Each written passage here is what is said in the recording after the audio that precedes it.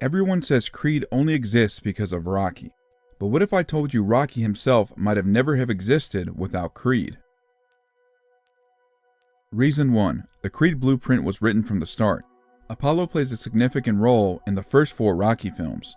While this statement seems self-explanatory, it wasn't something I considered until I had a clip from the Flagrant show come across my feed. Charlemagne the God, as much as I dislike him, is someone in the clip who brought up these points, and I have to give him credit for it. I'll quickly expand upon these points as I've talked about these movies in great length on my channel. In the first film, Apollo is the reigning champion and picks Rocky Balboa as his replacement opponent when Mac Lee Green is injured to give the fight a novelty. Apollo is knocked down for the first time ever in his career and wins by split decision, though Rocky doesn't care because he went the distance and still has Adrian. In the following film, though not wanting a rematch at first, Apollo demands one at the hospital, but Rocky insists on staying retired. Rocky II is noted for giving Apollo a bigger role compared to its predecessor because the film focuses on how the fight and its aftermath have affected both fighters, giving a sense of duality between the two.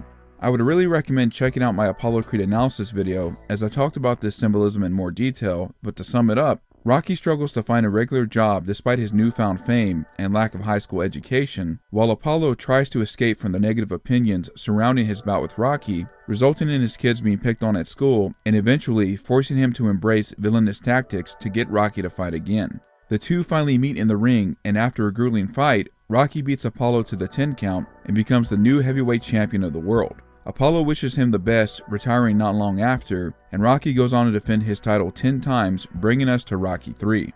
Learning that he has been protected by his trainer, Mickey Goldmill, Rocky accepts the challenge from #1 contender Clubber Lang against Mick's advice and wishes, as Clubber has been storming through the ranks due to his sheer brutality.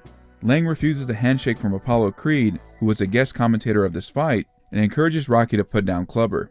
However, shaken by Mick's heart attack and without any real guidance, Rocky loses by trying to take Clubber toe-to-toe, who is much stronger than anyone he has faced up to this point. Apollo approaches Rocky after Mick's funeral, offering to train him and help him get back the eye of the tiger that he had when they last fought. Although the training doesn't go well at first, Rocky gets out of his slump thanks to Adrian's pep talk and soon is ready for the fight. To further commemorate their newfound brotherhood, Creed gives Balboa his trunks for the fight. Rocky goes on to become a champion for the 2nd time and agrees to a 3rd fight with Apollo behind closed doors. In Rocky IV, Apollo decides to challenge newcomer Ivan Drago to an exhibition bout, and although Rocky tries to talk him out of it, Apollo wants to prove himself and also fight Drago for patriotic reasons. However, Ivan's superhuman strength turns out to be too much and Apollo dies in the ring. Motivated by revenge, Rocky gives up his title and defeats Ivan, avenging Apollo. As we know, Rocky V and Rocky Balboa followed and didn't hit quite the same as the first 4 films. Apollo Creed was supposed to have appeared in flashbacks in Rocky Balboa, but this didn't happen due to Carl Weathers, rest in peace, filing a lawsuit for unpaid royalties and therefore they could not use his image. In Rocky V, Tommy Gunn is noted for wearing Apollo's trunks as well, so technically speaking, one could argue that Apollo's importance to the franchise is just as important as Rocky's, both when he was alive and when he died. It should also be noted that Stallone, in 2021, stated in an Instagram video that he regrets killing Apollo and would have done things differently.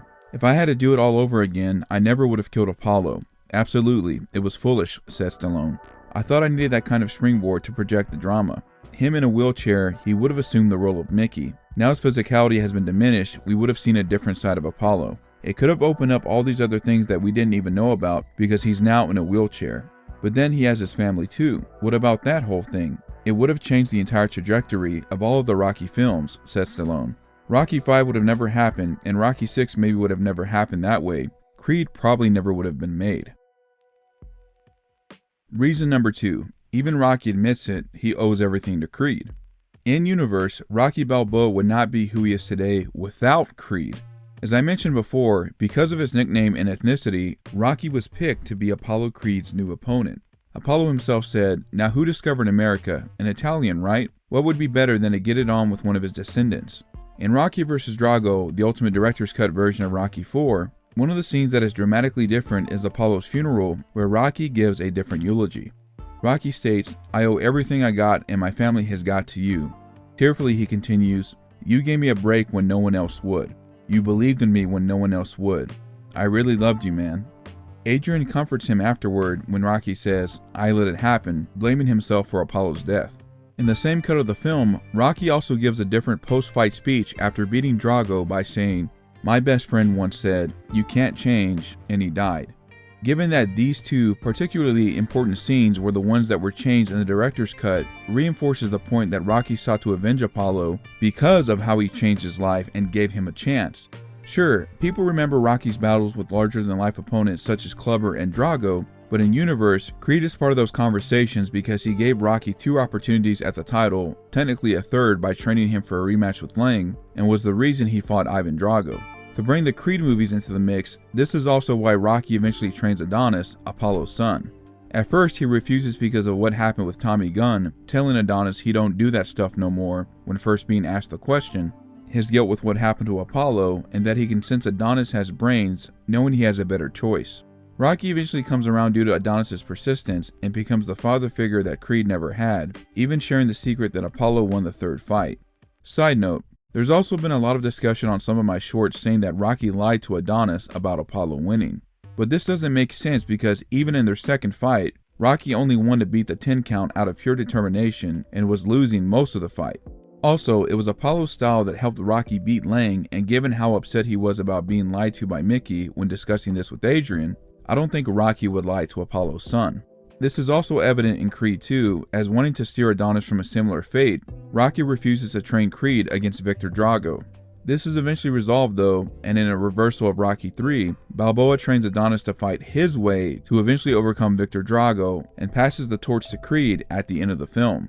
There's also a touching moment that, like Apollo helped him out of his slump, Rocky helps Adonis out of his slump in Creed 2. In the first Creed film, Rocky even tells Adonis, "I never got a chance to thank Apollo for helping me out after Mickey died, but that's nothing to compare to what you've done.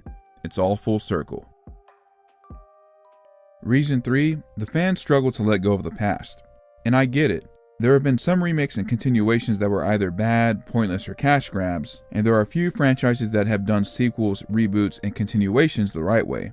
There are 2 that have done it right, Creed and Cobra Kai. While Cobra Kai has been typically widely praised, I feel like Creed gets unnecessary flack at times by the fandom.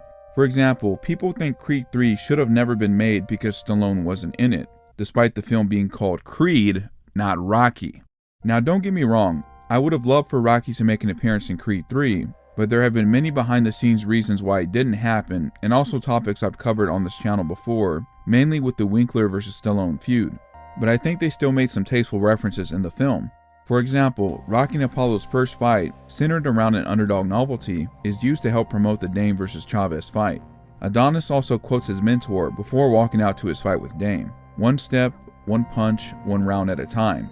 One of Rocky's memorable pieces of advice when he trained Adonis in the first Creed film. Also, then the next question is, when does Adonis get to stand on his own? Does Rocky always need to be involved? One of the key points of Creed 2's ending is that Rocky passed the torch to Adonis by saying, "It's your time," echoing what Apollo told him before his rematch with Lang. "Now it's your turn. It's your turn now," showing that he's okay with passing the torch to Balboa. If Adonis can't stand on his own, why does he exist as a character?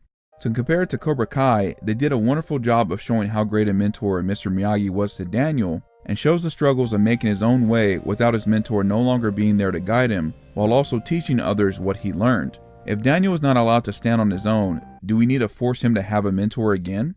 I think a lot of people were also upset that Creed 3 wasn't Creed vs. Lang, but we did get some Rocky 3 elements at least, such as Creed sparring with Drago, confronting one's past, and the hero becoming the heavyweight champion for the second time.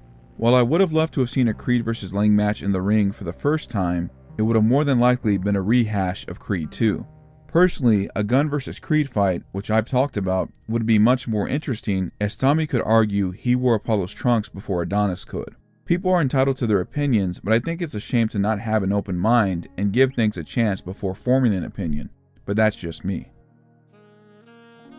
In conclusion, I think the Creed film series gets more flack than necessary, as I've said before. The heart of the Rocky films is still there, as Rocky has grown into the role of Mickey and Tony Duke Evers for Adonis, especially considering that he never had a true father figure, nor did he ever know Apollo. Not everything needs to be completely rehashed from the past, but it's amazing when franchises like Creed and Cobra Kai can get it right by introducing new characters and having the legacy characters pass the mantle the right way. If you want to hear me yap about related topics, you should check out these next.